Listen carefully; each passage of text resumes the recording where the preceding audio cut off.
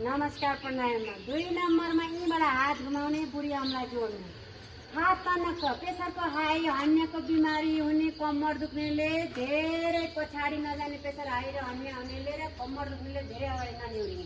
हात चाहिँ तनक्क तन्काउने। 2 नम्बरमा पुरै श्वास भर्ने। 3 नम्बरमा पहिला हिपलाई पछाडि लाने, यसै गरेर हिप लाँदै लाँदै लाँदै दायाँ बायाँ सकिन्छ यसरी हात मचक्कै टेकौँ, दायाँ बायाँ सकिँदैन यति सकिँदैन यसो गरौँ।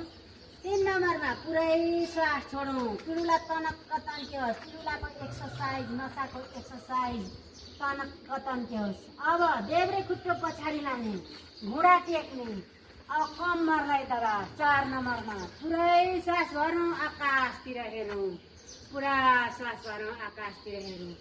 5 नम्बरमा दायाँ खुट्टाको दायाँ बायाँ हात राखौँ, त्यहाँबाट देब्रे खुट्टा मचक्क टेकौँ, दाहिने खुट्टालाई पछाडि लैजाउँ।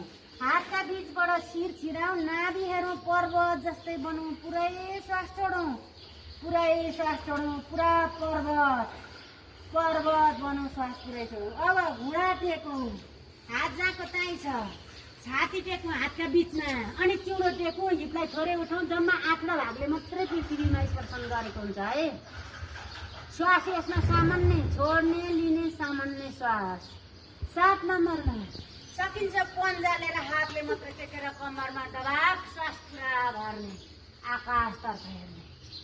8 नम्बर जहाँ छ खुट्टा ती मचक्क टेक्ने, टेकेन भने अलि अगाडि ल्याउने, खुट्टालाई र मचक्क टेक्ने, फेरि पर्वत बन्ने, पुरा पर्वत बनेर श्वास छोड्ने, नारीमा ध्यान, पुरै पर्वत, नारीमा ध्यान, पुरै श्वास छोड्ने।